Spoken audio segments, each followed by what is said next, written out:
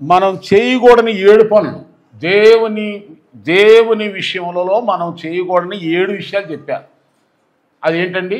దేవుని రోజును దేవునికే ఇవ్వాలని. రెండోదిగా దేవుడు నీకు ఏదైనా సేమ్ ఆరోగ్యమే ఆయుష్ విషయంలోనూ కానీ మంచి స్థితిలో ఉంచాడు. అది దేవుడిచ్చింది అనుకో, కానీ మనకు వచ్చింది మన స్వయంగా మనం ఏదో ప్రత్యేకమైన వాళ్ళమని మనం కలిగి ఉన్నామని ఇప్పుడు కూడా అది ఆరోగ్యమైన ఆశైన అందమైన. ఓకే, ఇక మూడోదిగా దేవుని పనుల గురించి నువ్వు చింతపడు, నీ పనుల గురించి చింతపడమాక, నీ కార్యాల గురించి, దేవుడి కార్యాల గురించి చింతపడితే ఉంది. ఈ నాలుగోదిగా ఏంటంటే మనం ఎంత భక్తి పరులు నీతి పరులమైనా ఎంతమంది మన పొగిడినా మనలో ఏ గొప్పతనం లేదు. ఇందాకేమో రెండో పాయింట్లో ఏం చెప్పామంటే ఏదైనా అనుగ్రహించబడింది అనుకో, ఆయుష్ ఆరోగ్యం అందం ఆ దేవుడిదే అని చెప్పండి, మంద కాదు అది. ఇదేంటంటే గొప్ప పేరు, పొగుడుతారు, మనల్ని పొగుడుతారు.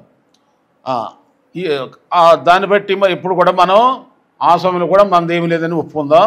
ఇక ఐదవదిగా ఏంటంటే దేవుడు ఎన్నుకున్న దైవజనుల్ని ఎప్పుడు కూడా ఎవరు కూడా చాటును కూడా దూషించమాకండి, లేనిపోని పాపం కట్టుకోవద్దు.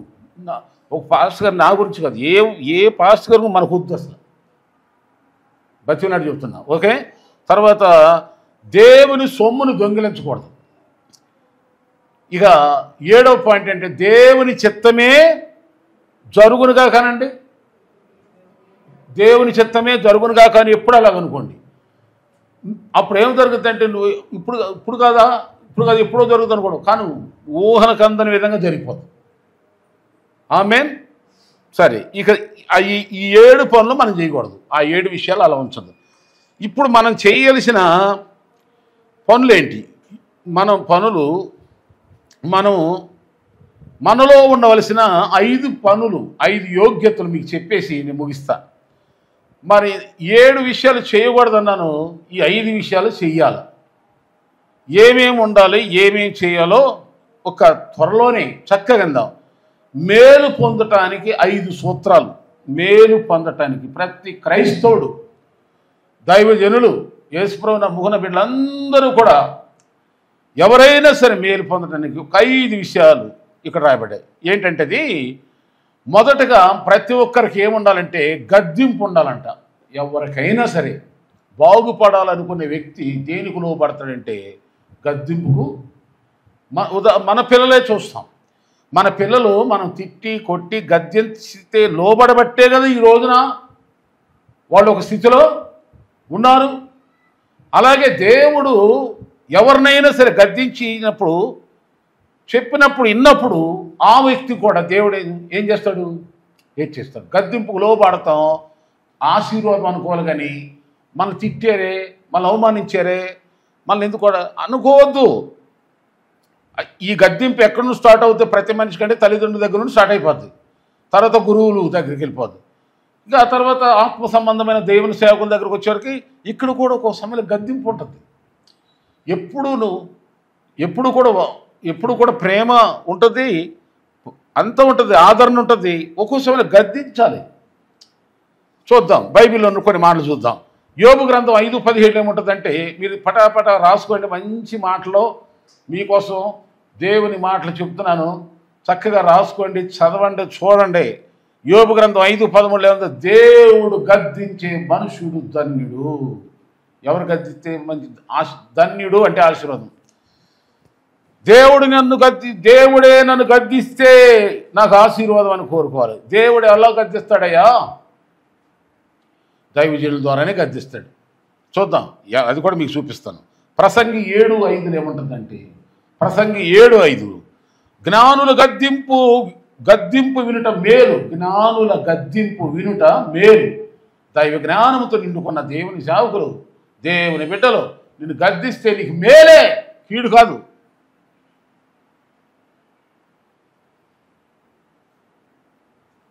దేని గురించి అయినా ప్రార్థన రాలేదమ్మా, ఫలానా గురించి దేని గురించి అన్నాను, సంతోషించండి. ఇంకో మాట చదవండి, మీకు ఇంకా సంతోషపడతారు మీరు. 141 కీర్తన 5వ వచనం ఉంది. 141 కీర్తన 5వ వచనంలో ఏమో చూడండి, అక్కడ ఏముందో. 141 కీర్తన 5వ వచనంలో అక్కడ ఏముంటుందంటే, నీతిమంతులు నన్ను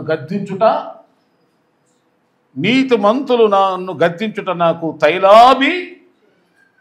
వాళ్ళు కొట్టడం నాకు ఉపకారం, వాళ్ళు గద్దించడం నాకు తైలాభిషేకం. ఎంత భక్తుడు చూడండి, ఎంత మంచి భక్తుడు. ఓ పాస్టర్ గారు, దైవజనులారా, మీరు నన్ను కొడితే నాకు ఉపకారం అంటున్నాడు ఈయన. మీరేమంటారు? ఏమ్మా, పాస్టర్ గారు కొడితే ఊరుకుంటారా? ఇక్కడ మరి కొట్టమంటున్నాడు, కొడితేనే నాకు ఉపకారం అంటున్నాడు. అంటే అంత లోబడుతున్నాడు, కొట్టేదాకా తీసుకోవట్రాడు. వాళ్ళు గద్దించటం నాకు తైలాభిషేకం అంటాడు. తైలం. దేవుని స్తోత్రం. ఒకసారి ఈ చర్చికి ఇంత భార్యాభర్తలు ఇద్దరు వచ్చారు. వాళ్ళు అతను బాగా చదువుకున్నవాడు, ఒక షర్టు అంత ఏం కూడా మడత కూడా అంత చదివాడు, చదివిచ్చారు తల్లి. అయితే చదువుకున్న అమ్మాయిని చేసుకుంటే బాగోదని చెప్పేసి పాప ఒక అనాథి పిల్లల బంధువు అయిన అమ్మాయిని చేసుకున్నాడు. ఇంత ఇద్దరు పిల్లలు ఇక్కడ వచ్చారు చర్చకొచ్చి. ఆమె అయితే చక్కగా అన్ని పనులు చేస్తూ ఉండేది. మరి ఏమీ మామూలుగానే ఉండేదయ్యా, పాయిగా నా దగ్గర చదివినదయ్యా, ఏదో ప్రేమతో చేసుకున్నాడయ్యా, నాకు మేనమామ వరుస అవుతాడయ్యా అని చెప్పు పాపం.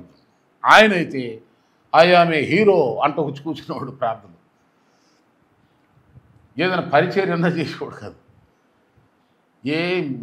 ఏం కాదు. ఓ రోజున చెప్తున్నాడు, పాస్టర్ గారు నాకేంటంటే కలిసి రావట్లేదు, నేను ఇంత మంచోడిని అనుకుంటున్నారు, కట్నం ఆశించకుండా అమ్మాయిని చేసుకున్నాను, నాకేంటి దేవుడు మంచోళ్ళ వైపు చూడ్డా, నీతిమంతుల వైపు చూడ్డా అని చెబుతున్నాడు. నేను ఆయన చెప్పాను, ఏమి నీతిమంతుడు అయి నువ్వు ఎక్కడ కంపెనీలోకి వెళ్తే ఇట్ట కూర్చుంటావా?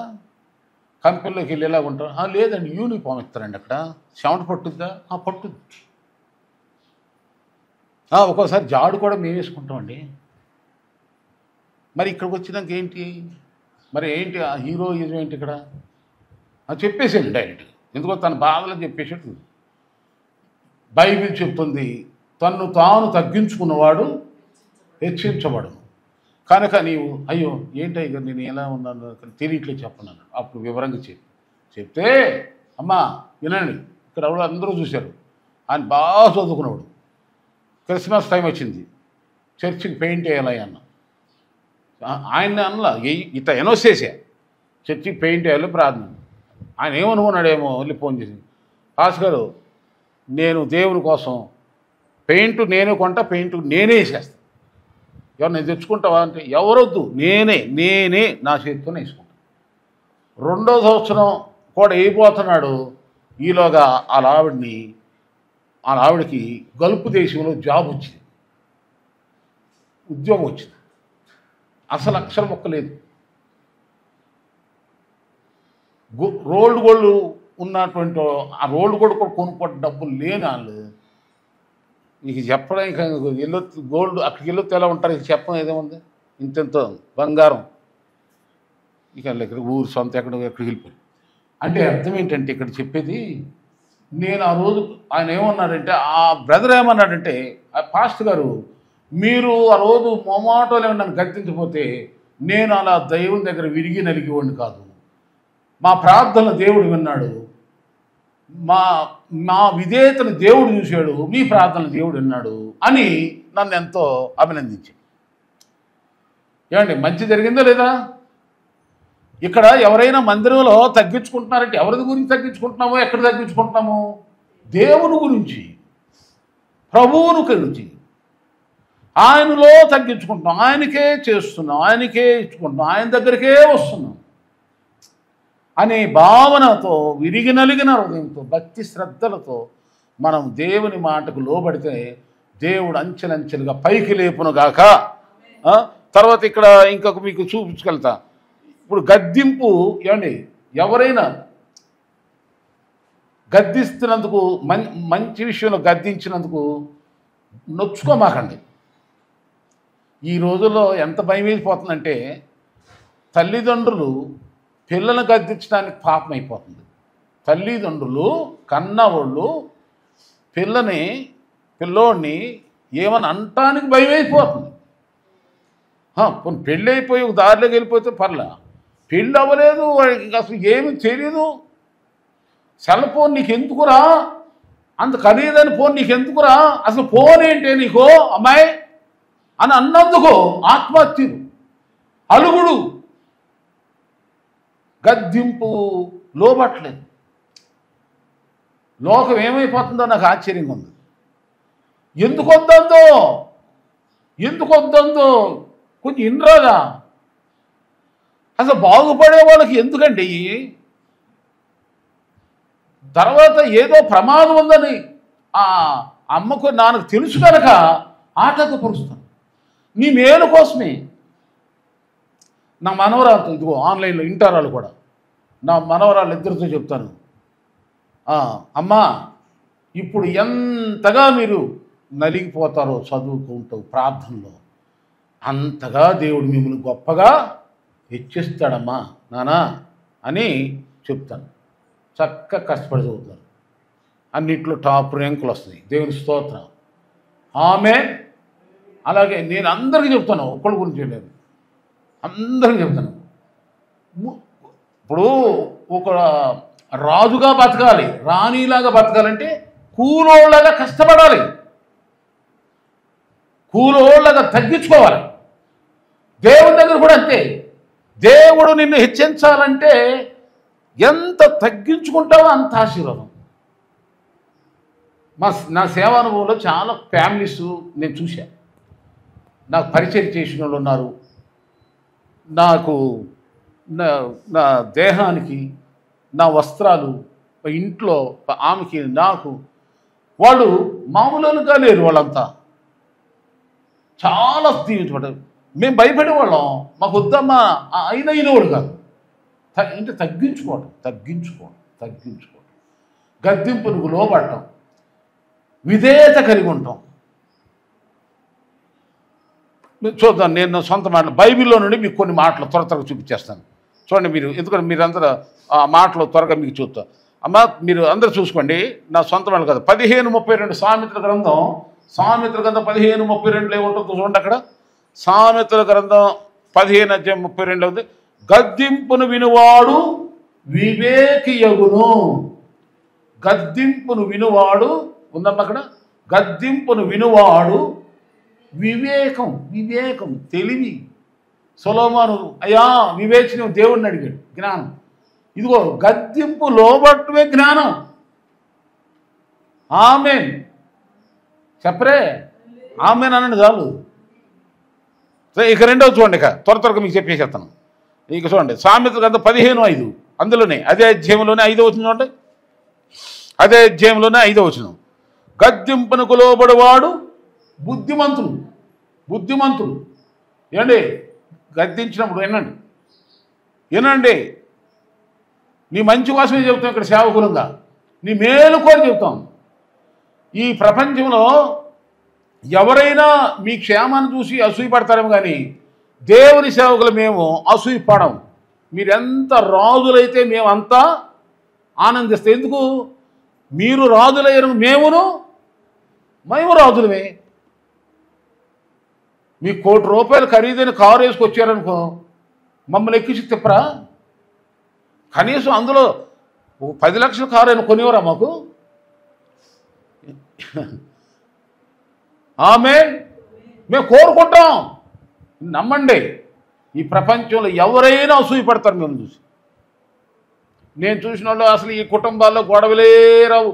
వీళ్ళు ఫ్యామిలీలో ఉన్నంత ఐక్యత ఎక్కడ ప్రపంచంలో ఎక్కడ లేదో అన్నంతగా బాగా ఉన్న ఫ్యామిలీస్ కొట్టుకున్నారు అయ్యా. కొట్టుకుని మధ్యలో పచ్చగడ్డి ఎత్తే కూడా బగ్గుమంటదేమన్నా ఆశ్చర్యపడ్డా. అరే మీలోనా ఏంటి ఇంత మంచి కూడా? అవునండి. ఎందుకంటే ఆస్తి గొడవలు, ఏమీ లేనప్పుడు ఏమీ లేదు, అందరు కలిసి మెలిసి ఉన్నారు. కొంచెం సంపాదన పడ్డారు, వాళ్ళు ఎక్కువ. ఈ డబ్బు తెచ్చే జబ్బులు ఒకటి కాదు, మంచి కుటుంబాలు, ఐక్యమత్యం అంటే ఐక్యమత్యం, అలాంటి వాళ్ళు డబ్బు దగ్గర కొట్టుకుతారు. అందుకని ఎవరైనా ఈ గురించి మీకు ఆశ్చర్యపడవచ్చు, గొడవలు పెట్టుకుంటారు, అసూయపడతారే, కానీ దేవుని సేవకులు మీకోసం ఎప్పుడు ప్రార్థన చేస్తాం. ఏదన్నా కొన్ని విషయాలు ఎప్పుడన్నా మిమ్మల్ని ఏం కోరుకుంటాం, ప్రార్థన ఎందుకు రాలేదు అడుగుతాం. ఆమేన్. చర్చికి ఎందుకు రాలేదు, పాట ఎందుకు పాడవు, ప్రార్థన ఎందుకు చేయవు, ఉపవాసం ఎందుకు ఉండవు, ఇయేగమ్మా మిమ్మల్ని అడిగేది, ఇయేనా? ఇవేనా సేవకులు అడిగేది మిమ్మల్ని? నాకు షూ పెట్టలేదు, షూ కొనివ్వలేదు, నాకేమో బండి కొనివ్వలేదు అని అడుగుతామా? వస్తువులు అడుగుతామా? డబ్బు అడుగుతామా? మీరు దేవుని ప్రేరేపిత ఇస్తేనే కదా మేము చూసుకునేది, మీరు పెడితేనే కదా తినేది. ఆమేన్. ఏమండి, అంతేనా? మేము అడగకూడదు, అలా పద్ధతే కాదు. మేము అది కోరుకునేది మిమ్మల్ని అందరినీ ప్రార్థన విషయంలో, దేవుని విషయంలో, ఆత్మ సంబంధమైన విషయంలో మీరు గద్దించి హెచ్చరించి బుద్ధి చెప్తున్నప్పుడు మీరు ధన్యులవుతారు. మీరు ధన్యులవుతారు. కొంతమంది చాలా తెలివైన వాళ్ళు, పాస్ గారు మీరు నాలో ఏదన్నా చూశారనుకోండి మీరు తిట్టండి అని అడిగేవాళ్ళు. అయ్యో ఊరుకోండి, మిమ్మల్ని తప్పు, మీరు నన్ను తిట్టలేదా, నన్ను మీరు సరిగ్గా ప్రేమించినట్టే అనేవాళ్ళు. సరే అలా వచ్చండి, ఇక్కడ రండి. సామెత్ర గ్రంథంలోనే అదే అధ్యాయంలోనే సామెత్ర గ్రంథంలోనే 13వ అధ్యాయం 18లోకి రండి. సామెత్ర గ్రంథం 13:18 త్వరగా. గద్దింపును లక్ష్యపెట్టువాడు ఘనతనొందును. చదవండమ్మా. 13వ అధ్యాయము 18వ వచనం. శిక్షార్థమైన గద్దింపును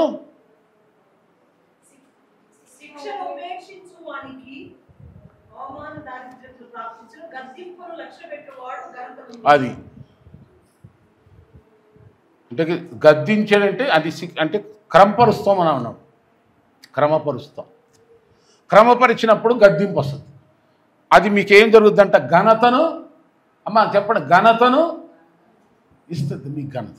ఇప్పుడు ఇక్కడ ఉన్నారు మీరు అందరూ, నేను ఏదన్నా ఒక విషయం లేకపోతే లేపకుండా ఏంటి అటు చూస్తున్నావు ఇటు చూస్తున్నావు అని నేను ఇక్కడ ఉండి అన్నాను అనుకో, మీరు ఎలా ఫీల్ అవ్వాలి? ఘనతగా ఫీల్ అవుతారా, హీనంగా ఫీల్ అవుతారా? నిజం చెప్పండి. ఇప్పుడు ప్రార్థన 10 గంటలకు ప్రారంభిస్తున్నాం, 11కో 12కో వస్తున్నారు, నిలబెడతా అందరి ముందు, ఎలా ఉంటుంది మీకు ఘనత? ఏమ్మా మీరే చెప్పండి తీర్పు.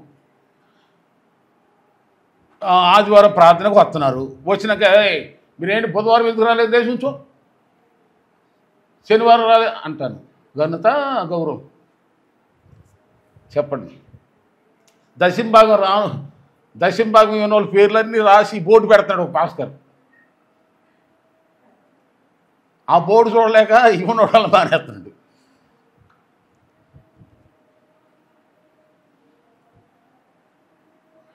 నేను ఎప్పుడు ఆ పాపం కట్టుకోను, నేను ఆ పని ఎప్పుడు చేయను. ఆమేన్.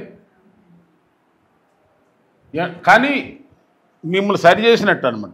సో కనుక నేను ఎప్పుడు గద్దించనమ్మా, ఒకవేళ గద్దించినా నన్ను క్షమించండి ఏంటి అంట వచ్చి మాత్రం రామకన్నా ముందుకి మీకు వందనాలు, స్తోత్రం, ప్రైజ్ లార్డ్. ఎక్కడి నుంచి తెచ్చిస్తాం కానుక మా దగ్గర ఎక్కడే అని నమ్మకండి, స్తోత్రం. నేనేం పీకు తినేటువంటి ఏమంటారు కాదులే, నాకు రావు మాటలు ఎక్కువ. సరే మీరు గద్దించినప్పుడు నేను ఎప్పుడైనా గద్దించినా మీకే ఘనత. మిమ్మల్ని కనపరచడానికి నేనెందుకు బీపీ తెచ్చుకోవాలనిపిస్తుంది, సైలెంట్. దేవుని స్తోత్రం. తర్వాత ఇంక చూడండి, ప్రకటన గ్రంథం 3:19 రండి చివరిగా.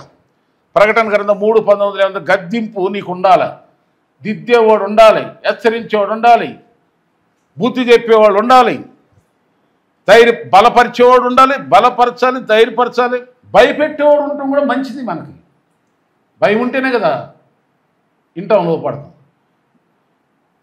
ఏంటి ఆ మధ్య ఎవరో కాలేజీలోనో స్కూల్లోనో టీచర్ గారు ఏం చేసిందంటే ఒక అమ్మాయి దగ్గర సెల్ ఫోను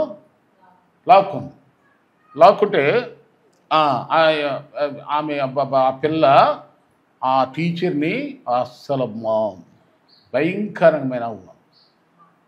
భయంకరంగా మాటలు ఎవరు అనకూడదు. మన పిల్లని ఏం చేశారు తీసి అది టీసీ ఇచ్చి పంపించేశారే తర్వాత తెలిసింది. కనుక ఆ టీచర్కి ఏం పని ఫోను లాక్కోవటానికి? అంటే ఆ అమ్మాయి పరీక్ష బాగా రాయాలనే కదా. మంచి కోరుకున్న టీచర్ని అట అబ్బాయి ఇద్దరు. అందుకని చాలా భయం ఇస్తుంది ఎవరికైనా సరే. బాగుపడే వాళ్ళు అయితే ఇక్కడ బాగుపడే ముందే చెప్తారు పాస్టర్ గారు. ఇప్పుడు అందుకని టీచర్సు పిల్లల విషయంలో జాగ్రత్త ఉంటారు. పిల్లల్ని బాగా చదివించాలనుకునే పేరెంట్స్ ఏం చేస్తారంటే టీచర్ల దగ్గరికి వచ్చి మేమేమి అనమమ్మా టీచర్, మా బాబుని మా పాపని ఎట్లయినా సరే భయపెడతావో కొడతావో తిడతావో మేమేమనం, నువ్వు చదువు వచ్చేటట్టు చెయ్యి అని చెబుతున్నారు వచ్చి. అలాగే అది అన్ని చోట్ల మందిరాల్లో కూడా ఎలా ఉన్నారంటే ఇప్పుడు ఇదివరకు అయితే కపటం లేకుండా అనేసేవాళ్ళు. పత్తిపాస్ గారు గద్దించేవాళ్ళం, హెచ్చరించేవాళ్ళం, బుద్ధి చెప్పేవాళ్ళం అన్నీ జరిగేవి. ఇప్పుడు చేయట్లా, ఎందుకంటే రోజులు మారిపోయినాయి కదా. అందుకని మేము అలా చేయట్లేదు. కొంతమంది ఏం చేస్తున్నారంటే చెప్తున్నారు, ఏమండి మా ఇంట్లో ఏదైనా దేవుని ఆత్మ మీకు బయలుపరిచింది ఉంటే చెప్పండి, ఎందుకు చెప్పారని మేమేమనం, మాకేదో తెలియని ఉంటే తెలియపరచండి పాస్ గారు అని అట్లాంటి అంటున్నారనుకోండి. మేమేం చేస్తాం, ఓకే వాళ్ళకి సంతోషంగా ఉన్నది మనం గద్దింపని మేము ఇంకా వాళ్ళకి చెప్తాం.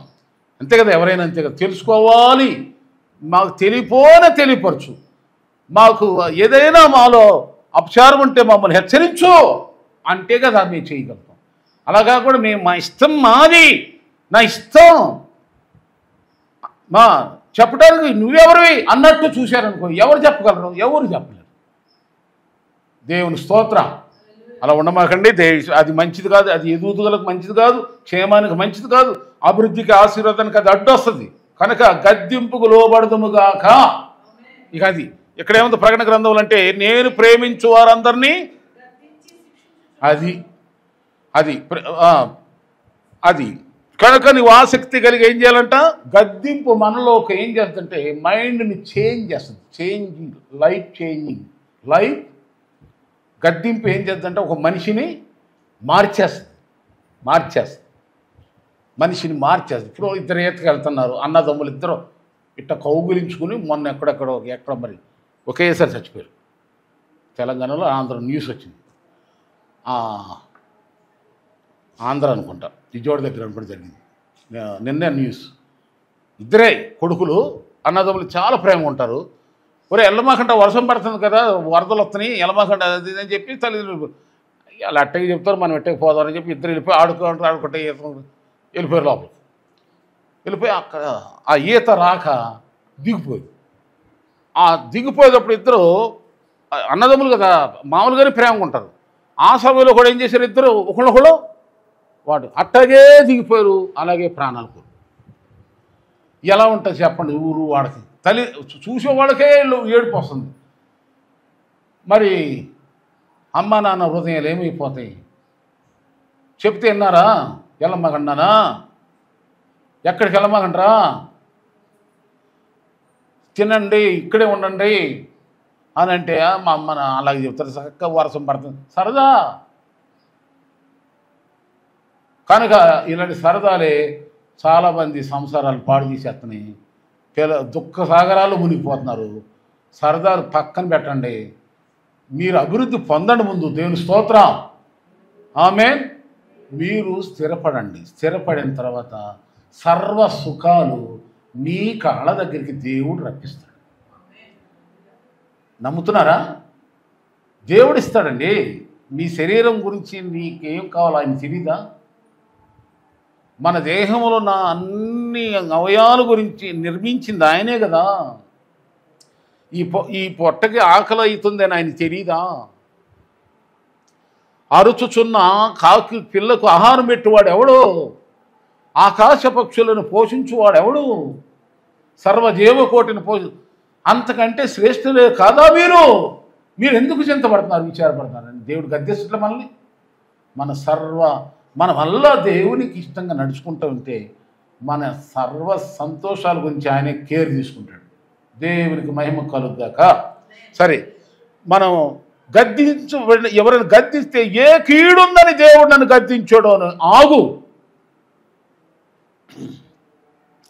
ఏ కీడుందని ఒకసారి నాకు తెలియకుండా ఇదే ఇట్లాగే అడిగేవాడిని విశ్వాసం ఎప్పుడు అంటే అప్పుడు అసలు ఫోన్లు కూడా లేవులే.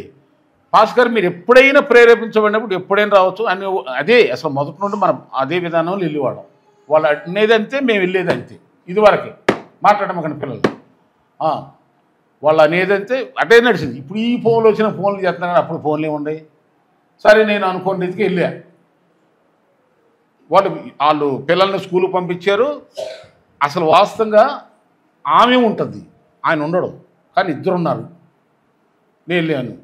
అది ఏంటి మీ ఇద్దరు ఉండి పిలిచినట్టే వచ్చారు పై గారు, చాలా సంతోషం ఉంది అని నన్ను అక్కడ కూర్చోబెట్టి ఆయన సరే ఇక వాళ్ళు ఆయన బయటికి వెళ్ళిపోయి ఏదో తీసుకొచ్చాడు. అప్పట్లో అక్కడెక్కడో సాగర్ వాటి దగ్గర ఎక్కడ ఉండేది తీసుకొచ్చాడు. ఎందుకయ్యా అంతసేపు ఉండవు, ఎందుకు నా కోసం ఎంత? అయ్యో అసలు నేను పగలుండను, నేనున్నాను, దేవుడు నా కోసమే రప్పించాడు. అయితే వాళ్ళు నాకు అలా భోజనం పెట్టి నాతో సంతోషంగా ఉన్నారు, మాట్లాడుతూ ఉన్నారు. ఈలోగా వాళ్ళకి ఫోన్లు వస్తున్నాయి. ముందు ఒక ఫోన్ వచ్చింది. ఏంటంటే ఆ రోజు చుట్టాలు బంధువులు అంటే పెళ్లి పెట్టుకున్నారంటే ఆ పెళ్లి బట్టలకి షాపింగ్కి కోటి వెళ్తున్నాము మీరు వచ్చేయండి అంటే ఆయన సెలవు పెట్టున్నాడు ఇంటికాడ. ఆయన ఎవరి కోసం సెలవు పెట్టాడు? పెళ్లి బట్టల కోసం, నా కోసం కాదు, భాస్కర్ కోసం కాదు. కానీ నన్ను చూసి ఆయన ఏం చేశాడు, ఆ పెళ్లి బట్టల వల్ల అవన్నీ మరిచిపోయి నా ఆనందంలో మునిగిపోయి, అయ్యగారు మీరు రావటం దేవుడు వచ్చినంత సంతోషం అండి. నేనేదో ఒక చిన్న డొక్కు సైకిల్ తీసుకెళ్ళి పెద్ద చూస్తానికి కూడా బాగాలేను. వాళ్ళేమో మంచిగా టిక్కి టక్క ఉన్నారు, మంచిగా ఉద్యోగస్తులు, మంచి ఉద్యోగస్తులు. అయ్యగారు ఎంత ప్రేమ కలిగినోడు పాపం. సరే భోజనం చేస్తున్నాను, మళ్ళీ ఫోన్లు వస్తాయి. అయ్యగారు ఏం లేదండి చెప్పండి వాకింగ్, అయ్యగారు తినండి. ఇట్లా 7 ఫోన్లు అయిపోయింది. ఇక 10వ ఫోనుకి 10 సార్లు ఇక ఇప్పుడు నేను లెక్కట్లేదు సరిగ్గా. ఆఖరి ఫోను వాళ్ళు అన్నారు, రామాకండి రోయ్, రామాక మీరు, నువ్వు రామాక ఎక్కడున్నా నువ్వు అని అన్నారు. ఇంట్లోనే ఉన్నాను. రామాక మేము వెళ్ళిన షాపింగ్ మాల్లో అగ్ని ప్రమాదం జరిగింది. మనం ఎక్కడైతే పెళ్లి బట్టలు తీసుకుందాం అనుకుంటామో అక్కడే నిప్పు అంటుకుంది. అక్కడ కొంతమంది గాయాలు అయిపోయినాయి, ప్రమాదకరం. అది న్యూస్లో కూడా వచ్చింది. అప్పుడు వీళ్ళు ఏమన్నారంటే, చూసారా మనం వెళితే చక్కగా ఆ షాపింగ్ మాల్లో అక్కడే కూర్చుని మునిగి తేలుతూ ఉండేవాళ్ళం. ఈలాగా మనకి ఏం చేసి అగ్ని ముట్టుకునేది. ఆ అపాయం తప్పించడానికి దైవజనుడిని మన దగ్గరికి ఎంత చూసారా దేవుడు. అలా అనుకున్నా, అది అపాయం. అదే కానీ ఆయన ఇంకో రకంగా ఆలోచించుకున్న వ్యక్తి, లేకపోతే భాస్కర్ చాలా పనులు నుండి మీరు వచ్చారా, స్తోత్రం, మంచిది, సరే ప్రార్థన చేయండి భాస్కర్, అర్జెంట్ ఉంది మాకు అని కనీసం నీళ్ళు కూడా ఇవ్వకుండా వెళ్ళిపోయి ఉండరా. కానీ ఆగే వాళ్ళకి దేవుడు ఏదో అపాయమో. అన్నిసార్లు అట్లా జరగదు, కానీ ఏదో కొన్ని సందర్భాలు కొన్ని మనకు ఒక్కో సమయంలో నేను కూడా వెళ్ళే సమయంలో ఒక విశ్వాసం ఎదురు వస్తుంది నాకు. ఒక ఆమె ఎదురు వస్తుంది, అయ్యగారు ఎక్కడికి వెళ్తున్నావు అంటారు.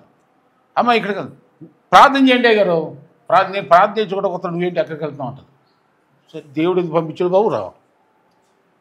ఈలోగా నేను వెళ్తున్నటువంటి దారిలో ఏదో అపాయం జరిగింది, నువ్వు రాకుండా మంచిదని ఫోన్ వస్తుంది. స్తోత్రం. దేవుడు అలా మిమ్మల్ని మీకేమో నన్ను అడ్డం పెడతాడు, మీకు నన్ను, మీకేమో చెప్పండి, మీకు నన్ను అడ్డం పెడతాడు, నాకేం మిమ్మల్ని. దేవుని స్తోత్రం. అంటే మనం అపాయంలో చిక్కుకోవటం ఆయనకి ఇష్టం.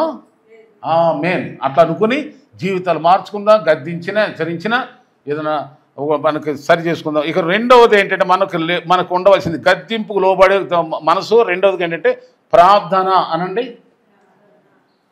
ప్రార్థన అనండి. మీకు దేవుని దగ్గర నుండి రావలసిన ఆశీర్వాదాలు రానివ్వకుండా నమ్మండి. నిజం, నేను బైబిల్లోని ప్రూఫ్లు ఉన్నాయి. జస్ట్ ప్రేయర్ చేయండి, ప్రార్థన చేయండి. ప్రార్థనే చూడండి. ఎప్పుడెప్పుడు ప్రార్థన చేయాలంటే శ్రమలో ప్రార్థన చేయండి.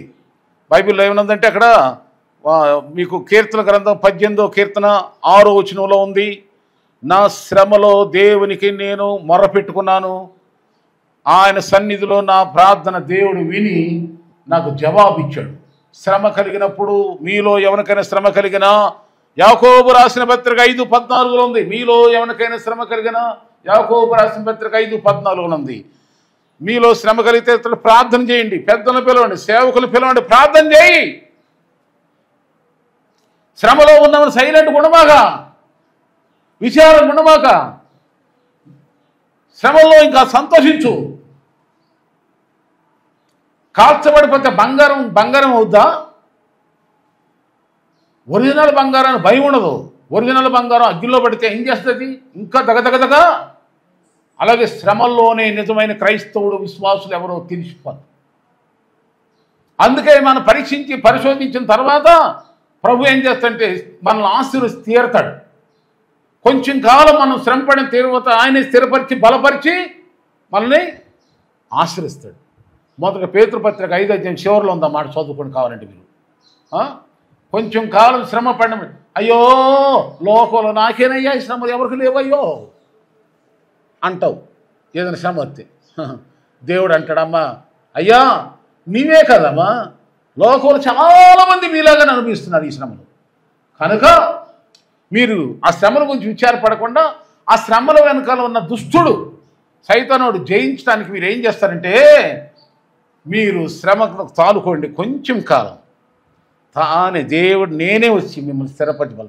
యోబుకు కొంచెం కాలం శ్రమ వచ్చింది, దేవుడు ఆ శ్రమలో తట్టుకున్నాడు. దేవుడే దిగొచ్చాడు, సైతాన్ని సిగ్గుపరిచాడు. దేవుడు యోబుని ఎంత ఆశ్రయించాడంటే మొదటి దానికంటే 2 అంతలుగా. అట్లాగుంటుంది దేవుని ఆశీర్వాదం. శ్రమ పడిపోతే ఎట్లా? పరీక్ష రాకపోతే నువ్వు అసలు సరిగ్గా చదివేవో లేదని ఎలా తెలుస్తుంది? ఉద్యోగం ఎట్టేస్తుంది? పరీక్షించబడతాం, శ్రమల ద్వారా పరీక్షించబడతాం కనుక. అంటే అర్థం ఏంటి? శ్రమలలో కూడా నువ్వేం చేయాలి? సంతోషంగా పాటలు. అలాగే కష్టాలు వస్తాయి, కానీ ఆ శ్రమల్లోనే దేవుడు నిన్ను ఏం చేస్తాడు? ఆదరిస్తాడు. నువ్వేం చేయాలి? ప్రార్థన చెప్పండి, ప్రార్థన చేసుకోవాలి, ప్రార్థన చేయండి. ప్రార్థన లేకపోతే నీకు ఆయుధం లేనట్టే. తెల్లవారుజాము లేచి స్తోత్రం అనండి. మనం సిగ్గుపడతాం. రూమ్లోనో ఎక్కడ చట్టముంది ఆ ధ్వనులు దేవుని దగ్గరికి వెళ్ళిపోతాయి, పరలోకం వెళ్ళిపోతాయి. ఎంత ఆనందం అండి బాబు. అర్ధరాత్రి మెలకు వచ్చిన స్తోత్రాలు చెప్పండి. యేసయ్యా ఏదైనా కష్టం వచ్చిందా స్తోత్రం చెప్పండి. ఆర్థిక బాధ ఏదైనా మీద పడిందా, అవమానం బాధ పడిందా, ఏం బాధపడమగటి స్తోత్రం అయ్యా, స్తోత్రం నాయనా తండ్రి. ప్రభా కళ్ళలో నీకు ఎంత బాధ ఉంటే అంత బాధ వెలగక్తూ ఏమి నోడుతో రా స్తోత్రం తండ్రి అనుకుంటా అట్లా ఉండు. నీ చింతలన్నీ సంతోషంగా మారుస్తాడు యేసయ్య, నీ దుఃఖాన్ని నాట్యంగా మారుస్తాడు. అదే నువ్వు బాధ తట్టుకోలేక మనం ఇది అయిపోతాం అనుకోండి, దేవుడు కార్యం జరగదు. అందుకని ప్రార్థన చేద్దాం గాక. శ్రమలలో కష్టాలలో ప్రార్థన.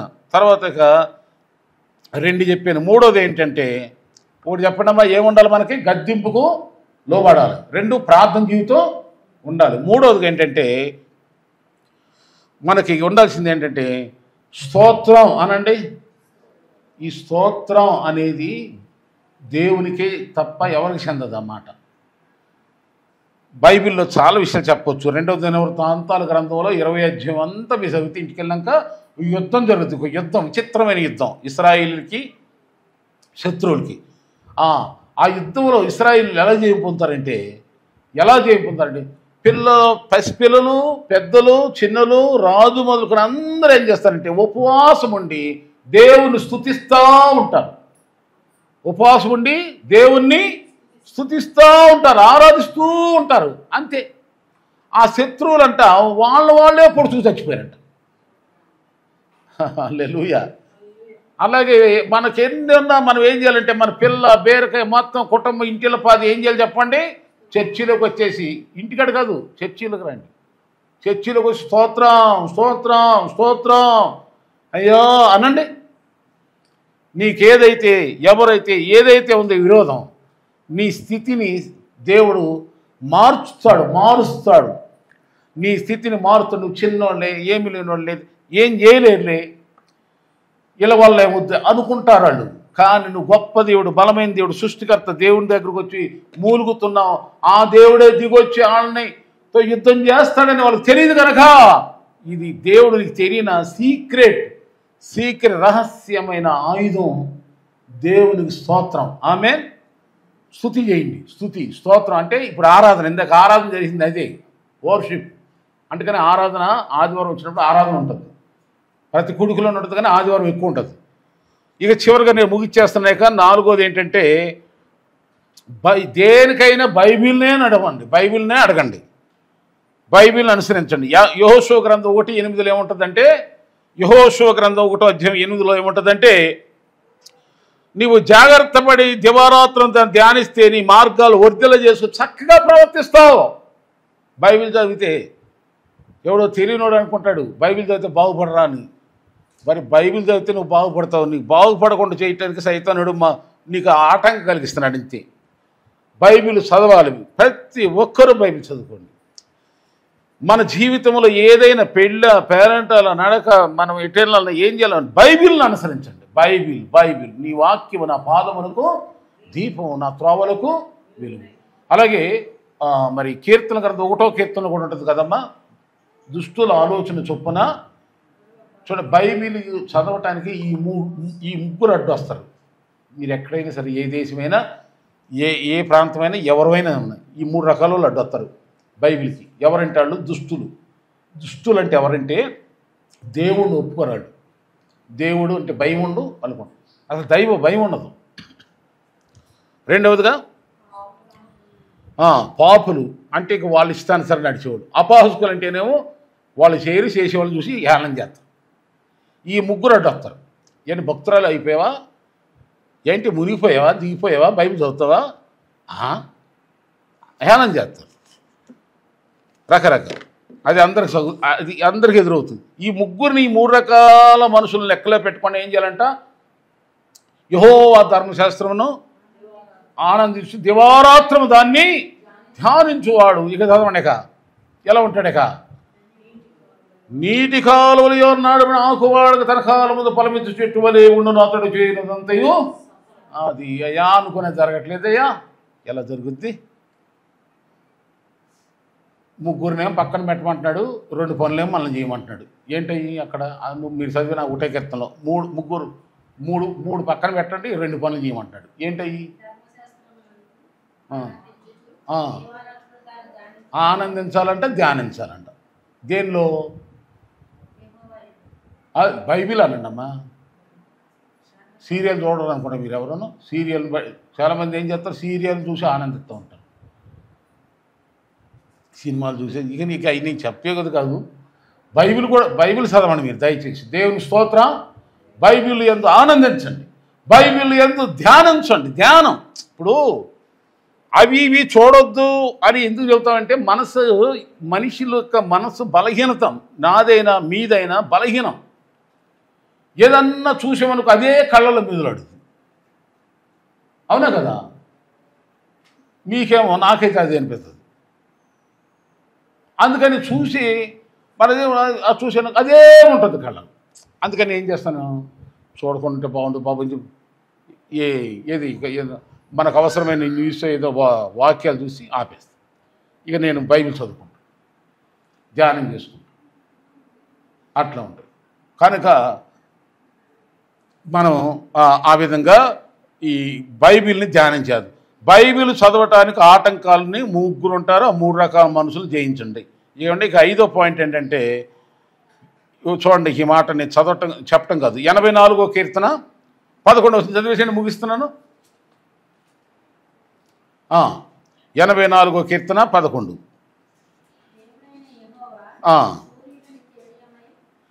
ఉన్నాడు.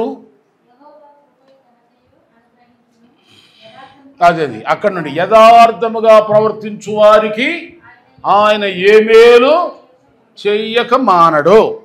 యథార్థత అంటే ఏదైతే మనం అనుకున్నామో, అమ్మ వినండి, అయ్యా వినండి, ఎప్పుడు ఒక మాట మీద ఉండాలి, యథార్థంగా ఉండాలి.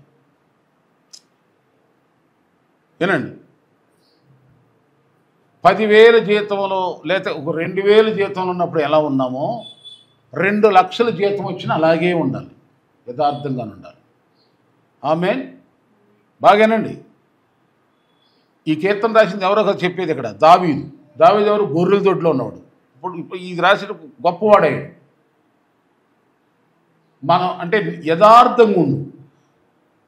పొట్ట నిండినప్పుడు ఒక మాట, ఆకలి ఎత్తి ఇంకో మాట, బట్టలు ఉంటే ఒక మాట, బట్టలు ఎడుతుంటే నీడ దొరుకుతామని నీడ లేకపోతే ఇంకో మాట.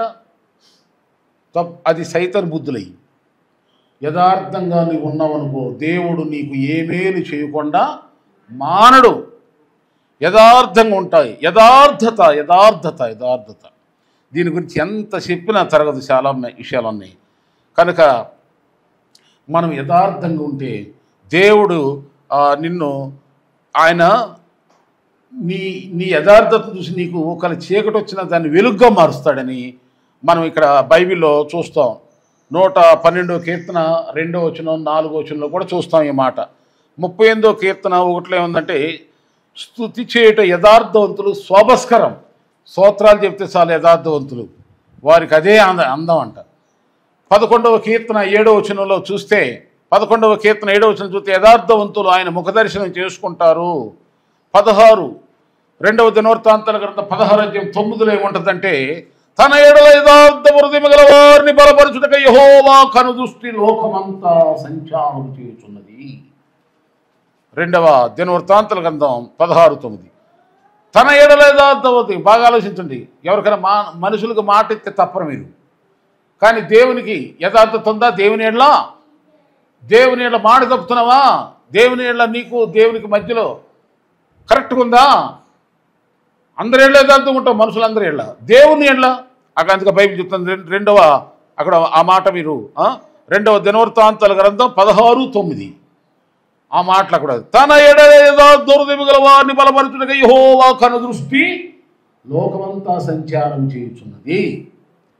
అంటే నువ్వు దేవుని ఎడల యథార్థంగా ఉండు, మనుషుల ఎడల యథార్థంగా ఉండు, కుటుంబంలోనూ యథార్థంగా ఉండు. కనుక ఇలా యథార్థంగా ఉంటే దేవుడిని ఆశీర్వదిస్తాడు. ఇంకా చూడండి, ఇక సామెతల గ్రంథం 2:7 ఏముంటుందంటే, సామెతల గ్రంథం 2:7లో ఆయన యథార్థవంతులను వర్ధిల్ల చేయును, యథార్థవంతులను వర్ధిల్ల చేయను. సామెతల గ్రంథం 2:21 కూడా చూడండి. సామెతల గ్రంథం 2:21 అదే అధ్యాయంలోనే 21 వచనం, యథార్థవంతులు దేశమందు నివసిస్తారు. అంటే దేవుడు నిన్ను జీవింపజేస్తాడు ఆశ. ఇక సామెతల గ్రంథం 14:11 ఏముంటుందంటే, సామెతల గ్రంథం 14:11లో చూస్తున్నాము ఇలా, యథార్థవంతుల గుడారం వర్ధిల్లును, యథార్థవంతులు ఇల్లు వర్ధిల్లుతారు, యథార్థవంతులు నివసించే గృహం వర్ధిల్లుతుంది. ముందు గుడిసెలో ఉంటారు వాళ్ళు, తర్వాత పెద్ద కాంప్లెక్స్ లాంటి చాలా వెలకట్టలేని విలువైన గృహంలో వాళ్ళని దేవుడు నివసించారు. ఎందుకంటే యథార్థముగా ప్రవర్తించు వారికి ఆయన ఏమేలు చేయకుండా అది నువ్వు మర్చిపోయినాను మారడం. అందుకని అమ్మ వినండి, ప్రార్థనలో ఇక నేను 3 మాటలు చెప్తే ఎప్పుడైనా మన భక్తి, మనం వచ్చేది దేవుని దగ్గరకు వచ్చేదైనా, దేవునికి ఇచ్చేదైనా, దేవుని కోసం ఏదైనా చేసేదైనా యథార్థంగా ఉండాలి. విన్నారా? పాస్ గారు అడగలే, అడిగితే ఏం చేద్దాం, ఏదో ఒకటి చెప్దామని. దేవుని ఎడల యథార్థతను కోల్పోమాక దేవునికి ఎదుట మనందరం ఉన్నాం తెలుసుకో. దేవుడు మిమ్మల్ని అప్పుడు ఆశ్రయించి దీవించి అన్ని విషయాల్లో కూడా మేలే జరుగుద్ది. యథార్థతను కాపాడుకో. ఈ 5 సూత్రాలు మరొకసారి గుర్తేసి ముగిస్తున్నా. గద్దింపును తగ్గించుకో. ఎవరైనా గద్దించినప్పుడు నీ గుణం మార్చడానికే, నీ జీవితం మార్చడానికే దేవుడు ఎవరో ఒకళ్ళ చేత మనతో మాట్లాడుతున్నాడు అనుకోవాలి. రెండవదిగా ప్రార్థన జీవితం నీకెంతో ఒక ఆయుధం లాంటిది. ఇక మూడవదిగా చూస్తే స్తోత్రం అనేది ఆరాధన, వర్షిప్, ఆరాధన. ఇంట్లో పనులు చేస్తూ కూడా పాట పాడుకో, దేవుని స్తుతించుకో. ఈ మధ్య చక్కగా పాటలు వినటానికి సెల్ ఫోనే, ఎక్కడున్నా పాట వినొచ్చు, ఏ పాట అయినా వినొచ్చు, వింటానే ఉండొచ్చు, పాడుతూనే ఉండొచ్చు.